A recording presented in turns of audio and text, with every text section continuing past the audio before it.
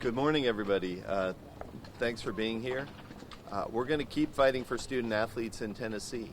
I think the hearing was very educational. The court is clearly grappling with these issues. And the big issue is, are student athletes getting an opportunity to find out what the actual value of their NIL rights is?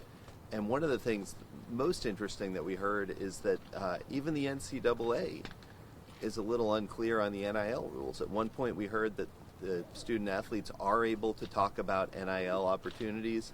Then we immediately heard, well, actually they can't really talk about them with anybody who's actually going to make the decision. The lack of clarity is hurting student athletes. The lack of opportunity to make informed decisions is hurting student athletes. It's not right and it's not legal. Federal antitrust law guarantees them the benefit of a free market, and we're going to keep fighting to ensure that that's what they get. We'll take a few questions. What type of irreparable harm do you think that UT football, UT the university, is suffering beyond the monetary value of its athletes? I mean, we can talk about the university for sure. It's a huge contributor to the economy. UT Knoxville in East Tennessee is bringing hundreds of millions of dollars in as a result of college athletics. But this case is really about the student athletes. That's whose rights we're fighting for here. And their irreparable harm is not being able to make an informed decision, not being able to get the benefit of negotiation. And when everybody else is getting rich off college sports, and the people who are responsible for creating college sports are the only ones who aren't allowed to prosper, that's a problem, and it's not legal. You referenced the kind of talking in circles in there. You can have a conversation, but you really can't have a conversation. When Judge Corker kind of countered back with, isn't it against your rules that boosters are allowed, or collectives in this instance, allowed to have? Did you think that was kind of a turning point in the hearing?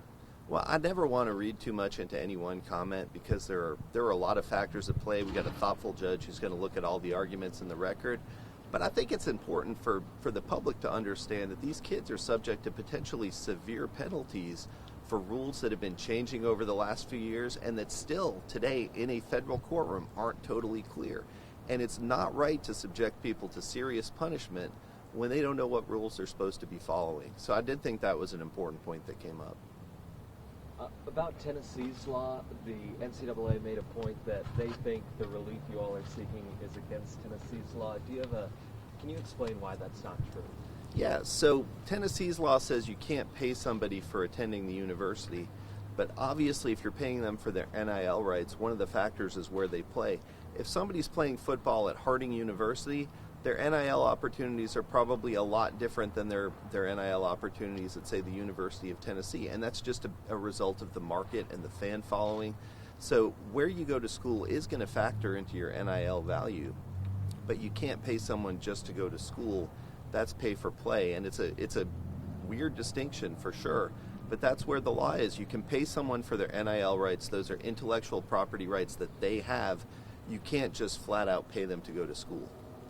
Do you feel pretty confident moving forward with this? I think in the long run, we have a very, very strong case.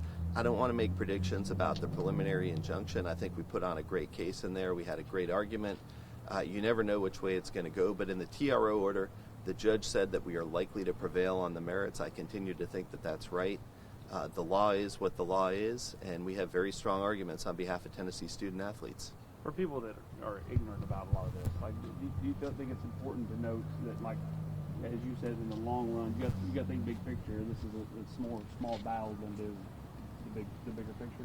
Yeah, whatever happens today is not going to tell us what's going to happen in the long run. This is about immediate relief and whether the NCAA can continue to threaten enforcement of these rules in the short term. In the long run, we're fighting about whether these rules are legal at all.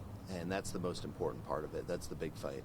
Is there some sort of agreement that you would, or not agreement, but the judge would come back with some truncated version of an injunction? Is that something you would be fine with? Or I know you take the judge either way, but what would you prefer, I guess? I mean, I think there are a few different ways the judge could approach this, and he was asking questions that suggested he's looking at all his options. Our goal is to protect student athletes, and if there's some sort of intermediate relief that accomplishes that goal, I'll be very happy with it. either way, no matter what happens with the preliminary injunction, we're going to keep fighting.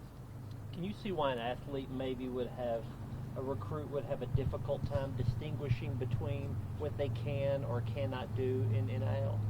Yeah, it's difficult for attorneys to figure out what they can or cannot do with NIL, and we've had 4 years of college and 3 years of law school. If you're a high school kid trying to figure this out, you're going to have an extremely difficult time, and that's a big problem because the consequences are so severe, the rules are so complicated and so nebulous.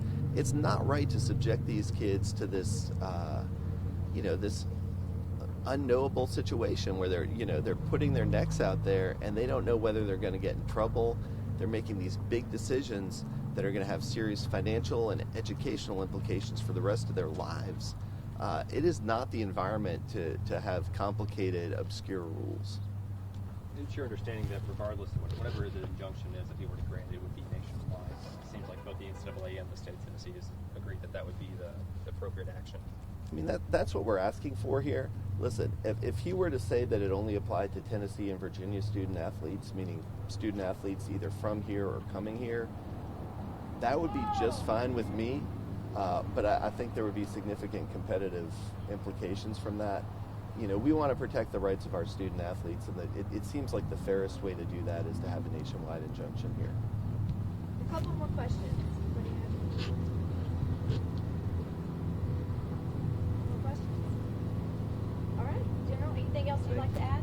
Thank you all. It's important for people in a democracy to understand how the court system works, and I know there are a lot of people who wouldn't ever care about this stuff who are paying attention, so I appreciate your coverage and hope everyone learned something from this. Thank you. Thank you, sir. Thank you. Appreciate that. No problem. Thank you. It's hard. Feel free to reach out to me